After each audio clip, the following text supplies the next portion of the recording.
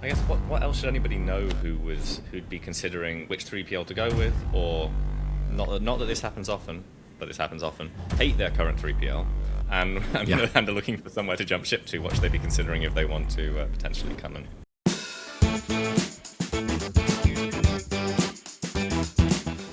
talk to you? Yeah, so most 3PLs, even like ourselves, right?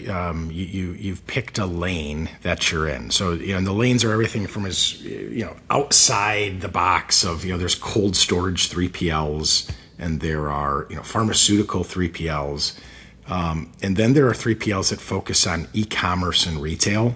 And you kind of start there. Find the 3PLs that match kind of your order profile. And then from there, it's really about meeting the team. A 3PL has to feel like your warehouse, and you need the ability to call someone, build a relationship, and have them understand what your pain points are and what your needs are. And they have to be flexible enough to manage to that. So, the way we handle that is if all of our customers have a direct customer service employee that they work with and they build a relationship with, it doesn't get kicked off to a call center and you're dealing with a different person every time. We try to build that relationship so that you feel like we are part of your company. I think that's a really important part of it. We all kind of it's almost table stakes now that you work at like a 99.9% accuracy rate and that you have all the systems in place to ship on time and ship accurately. And plenty of 3PLs will trip on those metrics, but for the most part, you're not going to be able to be in this business unless you're hitting those metrics. So what needs to happen though is the follow through. When a mistake does happen, do you back it? Do you get behind it? Do you make it right for the merchant? And how fast do you fix it? Because a lot of times you can turn it's turning the lemon into lemonade situation where you screw something up. Do you immediately get another order out to replace it? And then as a 3PL, do you fight with the carrier because the carrier lost your product? We try to take that responsibility over so that the merchant doesn't have that headache. No, I love it. Yeah, I mean, I think that's the biggest argument with 3PLs is communication, and when things go wrong. Yeah, a lot of Yeah. 3PLs. I've experienced people having 3PLs that are overstocked, underinsured, and when issues happen, it's really bad. Yeah. Yeah. So, also, do you guys do hazmat, lithium ion? Do you do all that kind of stuff? Yeah, so it's a big part of our DNA. We are, one of, if not the largest small parcel hazmat dealer in the country. So we are shipping, hundreds, if not thousands, of direct-to-consumer 300 watt hour lithium ion battery products every day. So that's everything from lawnmowers to snowblowers. 'Tis the season here. Power stations, and then also any other products that potentially can have lithium ion batteries in it that have a hazmat requirement. All of our warehouses are hazmat certified, have trained employees on how to do it.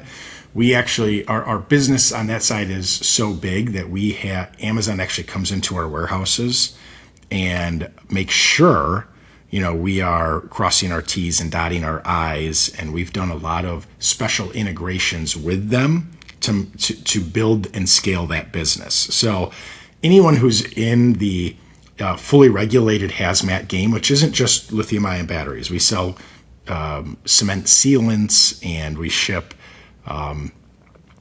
matches that all fall under this. That type of Yep, stuff? yep. Oh yeah. Anything, there's a few things that any new customer will take their MSDS sheets, we'll evaluate them, and then we'll tell you if it falls within the training that our employees can handle or if it cannot. But there's a lot of what I would call e-commerce style products that we're just seeing in the last 3 or 4 years that are hazmat, that FedEx and UPS have changed and even come up with rules sometimes that they didn't have, that are allowing us to ship these products ground, not always air, but we're able to ship them ground and do it in a safe way. And we pride ourselves on doing things the right way and making sure, that everyone in the process is trained, it's all safe. And it's been the fastest growing part of our business in the last 3 years, like not even close by far. Oh, I love it. Yeah, I mean, it's a great niche. I mean, great pain. All the niches that are pains are the best niches. Yeah. But Amazon doesn't want to touch a lot of that stuff. So it's perfect if they can send you the leads. That's awesome. Absolutely. So I think we've reached the part of the podcast where we talk about your controversial take. Yeah. It can be anything to do with Amazon, the e-commerce industry. But yeah, what's your controversial take?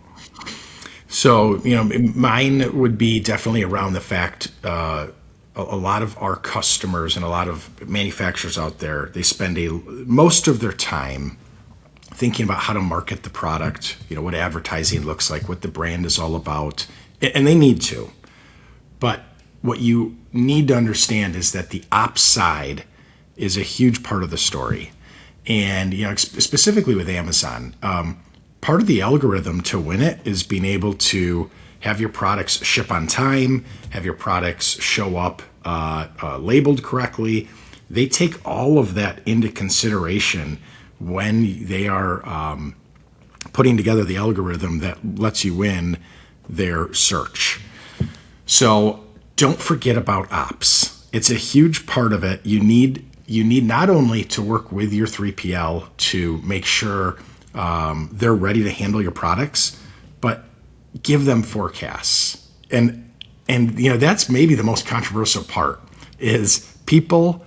A lot of businesses struggle with forecasting, and you should put the time in to be able to properly forecast your product. It'll help your business not only with your own cash flow, but your 3PL will be able to staff appropriately, so then you can hit those SLAs and keep your product in stock. Because if you can keep your product in stock, it's an obvious thing to say, but if it's not in stock, it won't sell.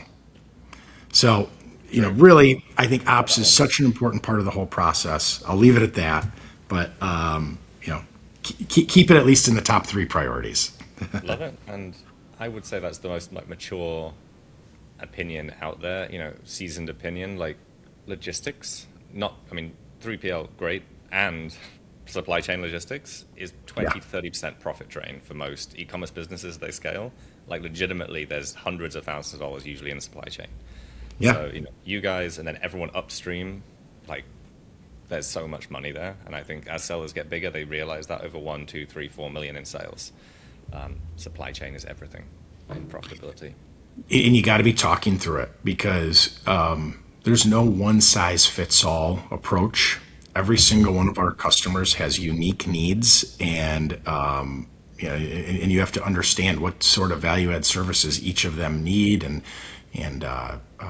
it's worth the time to talk it through. Cool. So leads us nicely on. If somebody does want to talk it through with you or a member of your team, what's the best way to reach out to you, Mark? Feel free to email me. So, I'm just Mark at G10Fulfillment.com. But also our website has a wealth of information if you're just trying to figure out kind of who we are. And there's contact information on there as well. But it's as simple as G10Fulfillment.com. Take a look. Email me. Either way, love to hear from any potential customers. Love it. So everyone watching or listening, thank you so much for listening to this episode. If you could like us, rate us, subscribe, it helps us go up in the rankings. And Mark, thank you so much for taking the time to spend some time with us today. Yeah, John, appreciate it. Enjoyed my time.